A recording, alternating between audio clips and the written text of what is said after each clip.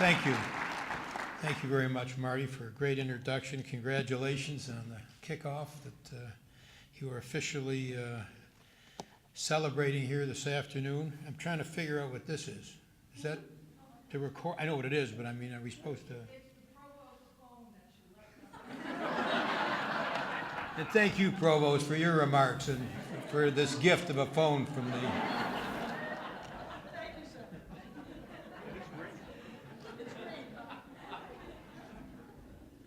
These days you don't know who's recording you, when you're going to see it.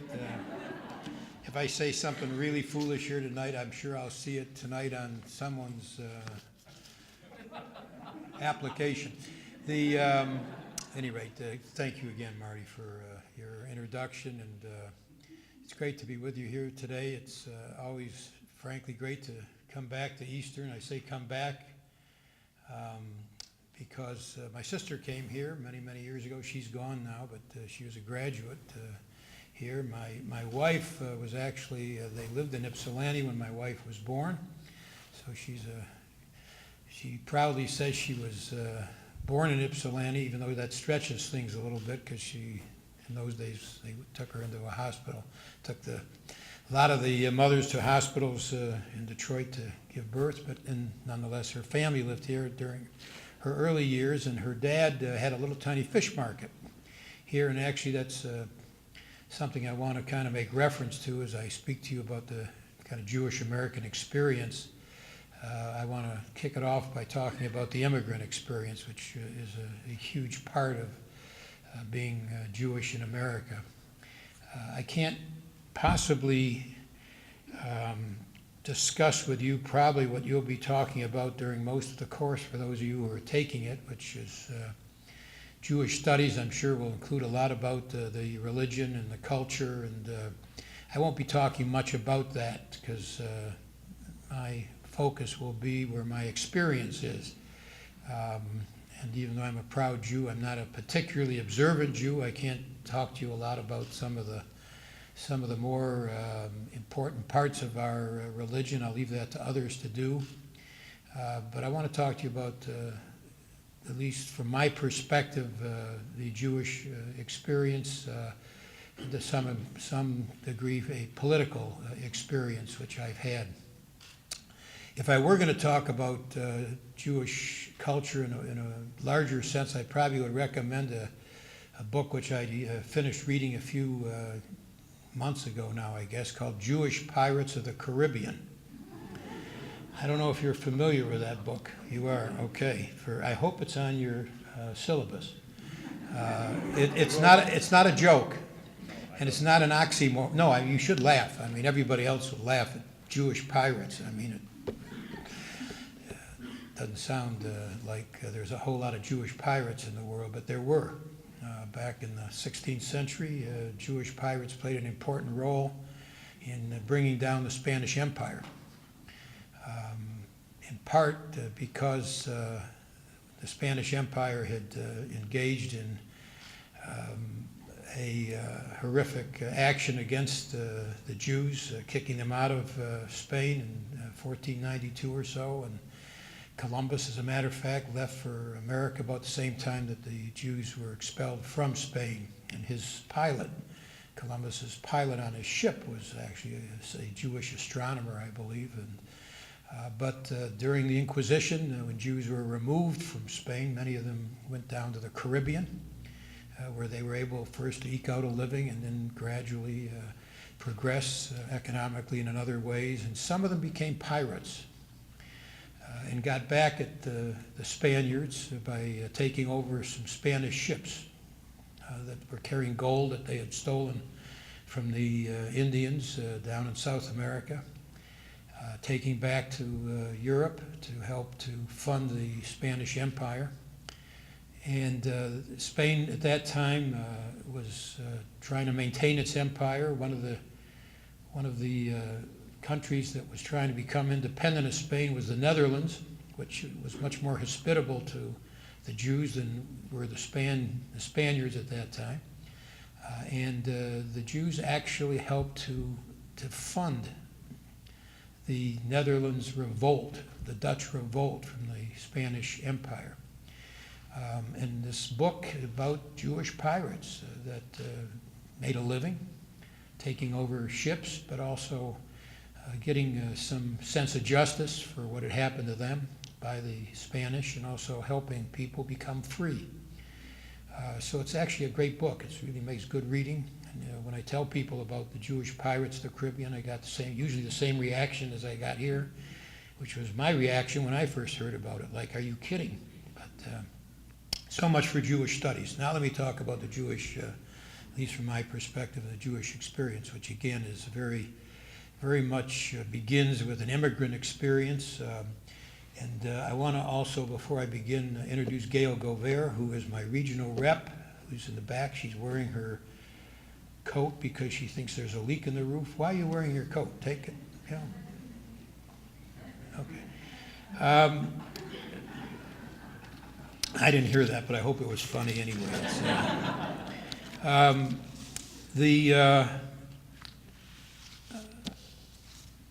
My parents were not immigrants. My parents were the children of immigrants. Their parents were immigrants from parts of Poland and Belarus and Russia. Were poor, kind of a typical immigrant experience, starting off very, very poor. My grandfather was a peddler. One of my grandfathers was a peddler who peddled threads and things like that with a horse and a buggy out around north of Birmingham, around Romeo. And they were the only Jewish family that lived in Birmingham, as a matter of fact. He gradually saved his pennies and ended up being able to buy a store, and then 2 stores, and then 3 stores in Birmingham. For those of you who are familiar with Birmingham, it's ended up owning the stores right on the corner of Maple and Woodward, which is kind of the heart of Birmingham. But started off again very, very poor, as did my other grandfather, who was a cigar maker, born in Chicago. Excuse me, my father was born in Chicago, but that grandfather, his father, was born in the old country, as we say, and was a cigar maker in Chicago. Was involved in union organizing in Chicago to try to unionize the cigar makers, and was kicked out of the company for union organizing and moved to Ontario, where he raised his family. And my dad was one of 8, large family, poor family. And he had to, with his older brother Ted, who later became a federal judge, help to raise the other 6 kids because the parents were very, very busy and unable to do too much of that. I mentioned my uncle, Ted, who was the oldest of 8 and became the federal judge. He used to tell us his greatest pleasure as a federal judge in Detroit was swearing in new citizens. That was something which gave him the most pleasure. He was a federal judge for a long time, appointed by President Truman, became chief judge, and again, kind of a typical immigrant experience, starting with poverty, ending up becoming the chief judge of a important district court in this country. And well, I won't talk more about him than that, other than to say that their experience and my experience as a member of my family was that my grandparents and my wife, who was also Jewish, her parents were survivors who came before the Holocaust, so they weren't technically survivors of the Holocaust, but lost a lot of family in the Holocaust. And my wife is a daughter of immigrants, unlike me. I'm a grandson of immigrants, so she's a 2nd generation, I'm 3rd. Her father's experience is typical again, starting off selling fish here in Ypsilanti, then having a store here in Ypsilanti, and then ending up owning a little business in Detroit where they moved.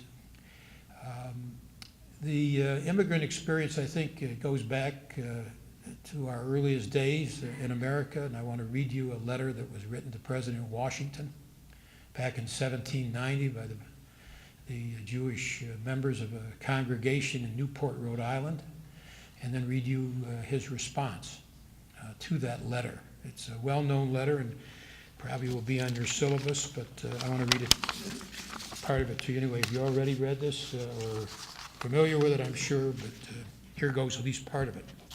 First, the letter to the President Washington in 1790, very effusive, of course. He visited Newport, Rhode Island, and visited this synagogue. Still there, by the way, the oldest synagogue in America. And the letter, in part, reads as follows. After greeting him, they gave him this letter. And the Jewish community there said, "Deprived as we heretofore have been of the invaluable rights of free citizens," referring to what happened before they came to America, "we now, with a deep sense of gratitude to the Almighty Disposer of all events, behold a government erected by the majesty of the people, a government which to bigotry gives no sanction, to persecution no assistance, but generously affording to all liberty of conscience and immunities of citizenship, deeming every one of whatever nation, tongue, or language equal parts of the great governmental machine." Boy, you can hear the Tea Party in that one. Boy, they would misunderstand the great governmental machine. That's not what I'm sure the Jewish community in 1790 were referring to. But in any event, the great governmental machine they refer to. This so ample and extensive federal union, whose basis is philanthropy, mutual confidence, and public virtue, we cannot but acknowledge to be the work of the great God, who ruleth in the armies of heaven and among the inhabitants of the earth, doing whatever seemeth him good. For all these blessings of civil and religious liberty, which we enjoy under an equal benign administration, we desire to send up our thanks to the Ancient of Days. In his response, the famous response from our first president, and I'll only make partial reference to it, "If we have wisdom," he said, "to make the best use of the advantages with which we are now favored, we cannot fail, under the just administration of a good government, to become a great and happy people." And President Washington went on in his answer, "The citizens of the United States of America have a right to applaud themselves for having given to mankind examples of an enlarged and liberal policy, a policy worthy of imitation. All possess alike liberty of conscience and immunities of citizenship. It is now no more that toleration is spoken of as if it was by the indulgence of one class of people, that another enjoyed the exercise of their inherent national gifts. For happily the government of the United States, which gives to bigotry no sanction, to persecution no assistance, requires only that they who live under its protection should demean themselves as good citizens in giving it on all occasions their effectual support." Tolerance is not something which is just given. Tolerance is something that people are entitled to.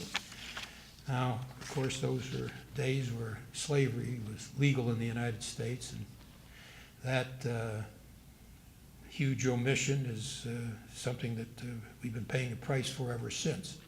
But nonetheless, in that context of those days, that letter expresses what this country meant to immigrants, what the people, those Jews in Rhode Island, found here, what they left behind, and what the first president of the United States said that they were entitled to, and that what they were being provided in this country was something that hopefully would spread around the world. So, for the most part, my grandparents and parents and I have found more than tolerance, but opportunity. There have been exceptions along the way, and you'll I'm sure read about some of the anti-Semitic experiences that have occurred here. Henry Ford, who wrote a newspaper full of anti-Semitic material. Father Coughlin, a famous bigot of the 1930s, who had a church outside of Detroit. There are plenty of examples of anti-Semitism, but for the most part, Jewish immigrants, like other immigrants, were able to overcome that and to leave most, not all, but most of the hatred behind. There's obviously still exceptions.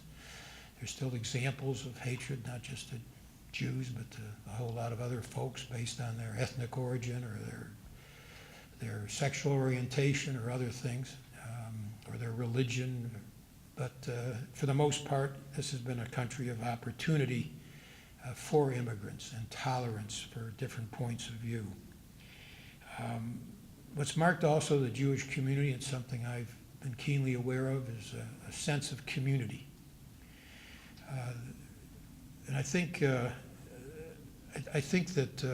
Marty made reference to it, if not the provost, about the way in which the Jewish community has truly been a community. It has taken care of each other. It is broader than that.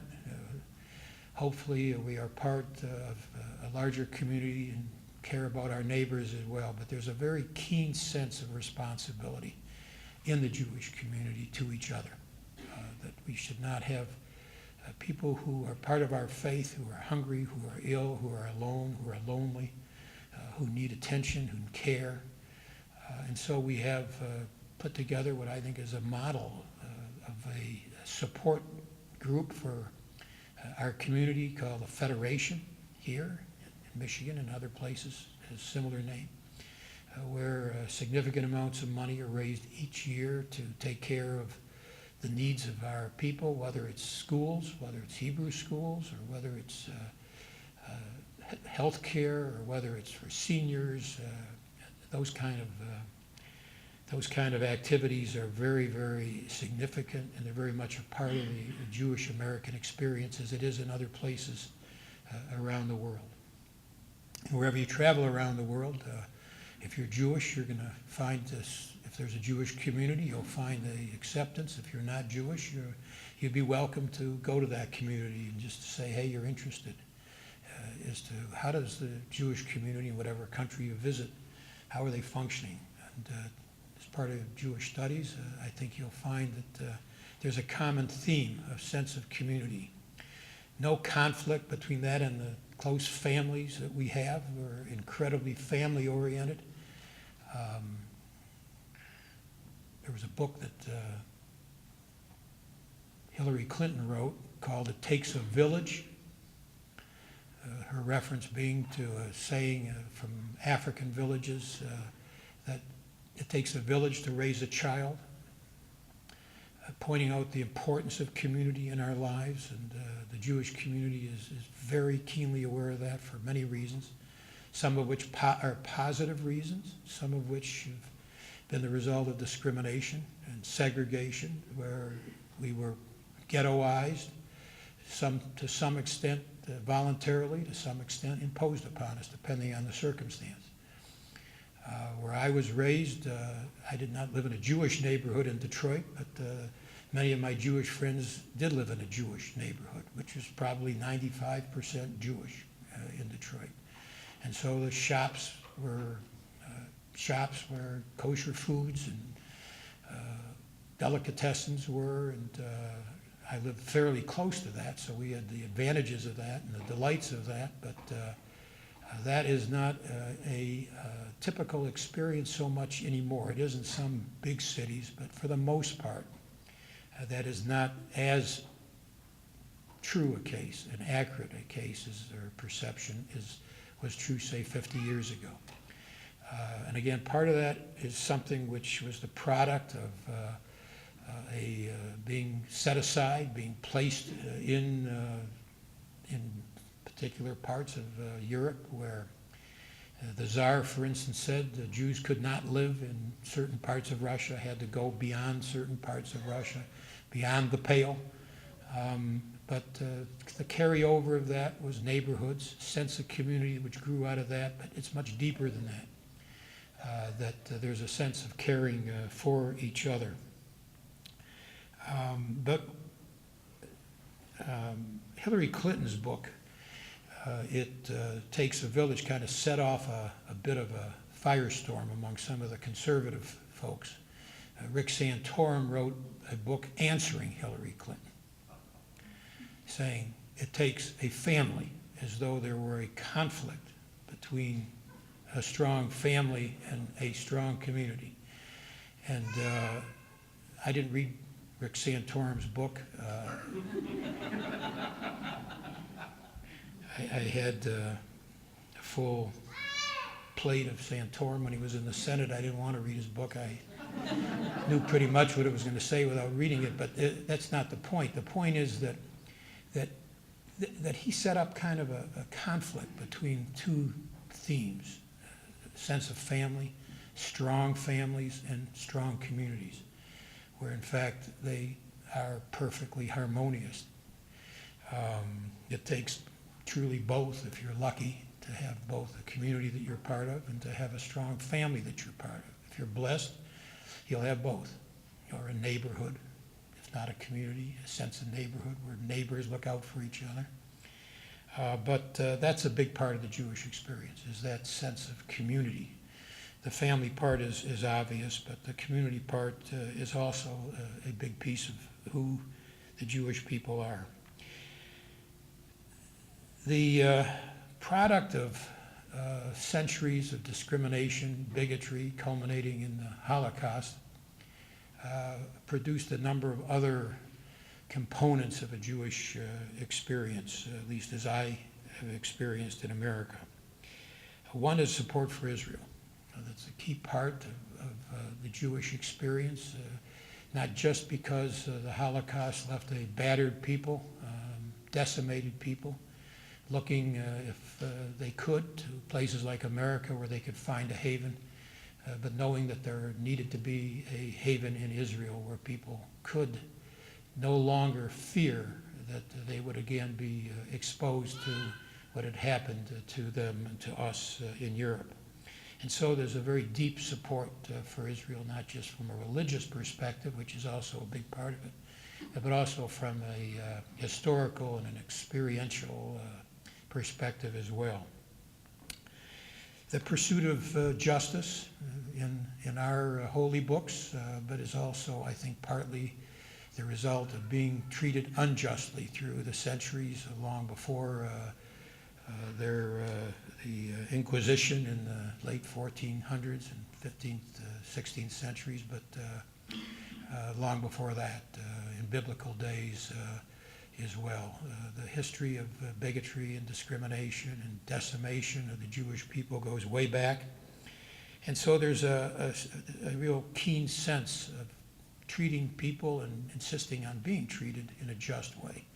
A keen sense of the underdog, people being mistreated, people being left out because of the history of the Jewish people being mistreated historically, obviously not here in America, but still in some other places in the world, but historically in ways that are well known to you. So there's a real pull for the underdog among the Jewish people. And in my experience, for instance, I saw my dad, who was on the Michigan Corrections Commission, which was the citizens group that kind of oversees the prisons in Michigan, understanding that you need prisons, but you also have to be aware that there are some people who are in prison who don't belong there. There are injustices. I remember when my dad passed away, one of the first things we did to try to honor him, we had looking for small ways we could honor him, was we did a study of judges in the Recorder's Court in Detroit. This is the criminal court in Detroit. And whether or not for the same crimes people would go to jail or be put on probation or would get a 1-year sentence or a 5-year sentence or a 10-year sentence would have a great deal to do with who the judges are. We call that disparity in sentencing. Tough judges, lenient judges, and that disparity is something which should be avoided. People shouldn't have an even shot. The same person in front of Judge A should be treated pretty much the same as that same person, at least, in front of Judge B or C.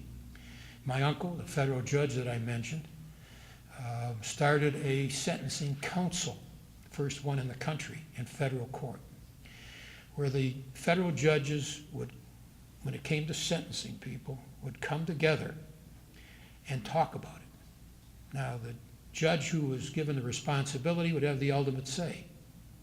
But to share the different points of view, to smooth out those rough edges, that disparity that would exist, where the sheer happenstance of who the judge happened to be would determine whether or not he would be going to prison or not, or be determining how many years you might go to prison for. In that sense of justice, the pursuit of justice, as some of our old books might call it, and the sense that people should be treated fairly, and particularly as it relates to people who are poor or people who've been left behind. That sense of injustice and that feeling for the underdog is a result, I'm sure, of our religion and our good books, but also part of our history, that there was that history for centuries of being trodden upon and being destroyed. So that sensitivity to being about being discriminated against comes right down to pretty much the current days, the civil rights movement. You will find a great activity, way out of proportion to our numbers of Jews in the civil rights movement. And one famous incident in Mississippi where 3 young men were killed by the Ku Klux Klan, and their bodies were found in the dam in 1963, I believe. In addition to an African-American young man of about 20, there were 2 Jewish young men who died with him because they were down in Mississippi working on voting rights and organizing for the Council of Racial Equality. That connection between Jews and the civil rights movement was and is a real connection. I was active myself in the civil rights movement as the first attorney for the Michigan Civil Rights Commission when it came into existence. And that's not a coincidence. That was something which would have been, that sense of justice and the importance of justice came down from my father, and I'm sure from his parents to him. A couple other hallmarks of our experience would be, and by the way, I just want to maybe talking about myself very briefly, and I don't want to spend too much time doing that. Some of the things I've been active in are also not a coincidence. In the Senate, Chairman of the Armed Services Committee, there's 2 things that we've done in recent years as Chairman of the Armed Services Committee that reflect, I think, the experience of, at least my experience, my family's, and I think generally in the Jewish community. One is hate crimes. On the Defense Authorization Bill 2 years ago, and this was very controversial, but we did it, we added to our hate crimes statutes action against gays, lesbians, and one other group that had been left out. So we were actually, we argued, those of us who won. Ted Kennedy was on the committee, on the Armed Services Committee the year before, and he was actively involved in getting this done. We wanted gender discrimination and sexual orientation discrimination to be added to an existing federal law that had a special penalty, an additional penalty for crimes of hate. There was a famous case of a homosexual man who was killed out in Wyoming, I believe. His name was Shepard, that kind of drove this addition to the hate crimes law. That's one of the things which I argued as chairman, that, hey, the values of America, our values, which our fighting men and women who put on the uniform of this country are fighting for, to try to end hate, to try to end bigotry. And so it was appropriate, I argued, and there was a lot of people who disagreed with this, and it was a close vote, but I argued that it was perfectly appropriate that we expand the coverage of the hate crimes law on a defense authorization bill. But then last year we had a bill where we repealed Don't Ask, Don't Tell. We did that on our defense authorization bill to get it to the point where we almost could vote on the repeal, but not quite. There was filibuster against it, so we ended up separating it out for a separate vote on the repeal of Don't Ask, Don't Tell, but the origin of the repeal was on our defense authorization bill. Now, you know, it's not a coincidence that I am kind of keenly, hopefully, sensitive to that kind of discrimination. It may not be a religious discrimination, but it's discrimination nonetheless. It's an intolerance nonetheless. And I believe that's something which kind of comes down through the ages as part of our Jewish experience. Anyway, I hope so. Just a couple other things. One is the commitment to education. Jewish experience is such that, you know, I used to talk about, when I talk about the national deficit and borrowing from future generations, I sometimes would say my parents would never borrow from me. They would never borrow from me. They wouldn't borrow from their children or their grandchildren. They would do anything to avoid that, except for one purpose, and that would be education. They would borrow, and probably did borrow, for my education and my brothers and sisters' education.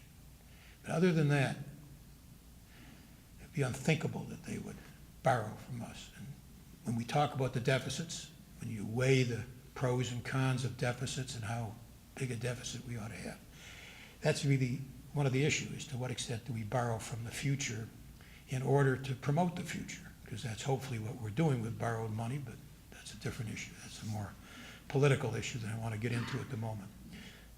But nonetheless, education had a very, very high value, including lifelong education. My mother, when she was 80, was still studying books. She was still into self-education, lifelong education for herself. And so that's a big part of our experience also as a people. And finally, I just want to say just a word or two about patriotism.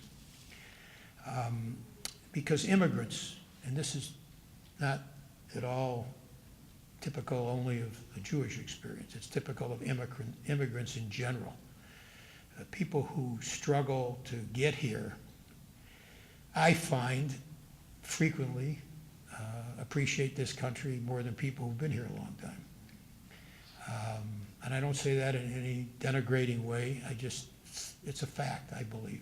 People who, and it doesn't make a difference what country they come from, what their religion are, they're very appreciative of this country. And that's very true in the Jewish community. There's a patriotism that's part of the immigrant experience, which is something that I see all the time still. That's, I think, one of the reasons my uncle wanted to, or loved swearing in new citizens, because it kind of gives you a special feeling when people who struggle to get here, left pain behind frequently, sometimes family behind, sometimes separated, gone through hell to get here.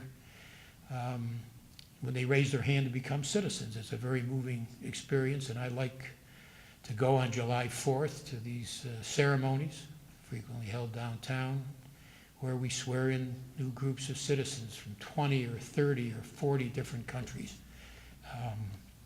So there's a special patriotism which immigrants have, and that's surely true in the Jewish community. I remember hearing as a kid of people of immigrants in the Jewish community who would adopt a new birthday the day they were sworn in as a citizen. An American citizen became their birthday. If it was July 4th, they were born July 4th, 1928 or whenever it was. And my dad, and this kind of brings us up to the whole debate over taxes, actually. My dad taught me that if you're lucky enough to live here, and if you have a job that pays enough so you're paying taxes, never complain about paying taxes. It would be unthinkable to him that people who can afford to pay taxes, who are working, could not understand that those taxes are essential to this country's opportunity, whether it's education for people, to our defense, to whatever it is. And so that was something that I was taught. It was kind of drilled into me. And it was embodied in my father-in-law, who was not at all a rich man. He was a middle-income guy. I mentioned he had a business in Detroit finally. But he knew he wasn't going to pay an estate tax. And so in his will, and he was an immigrant, in his will he left $10,000 to his Uncle Sam.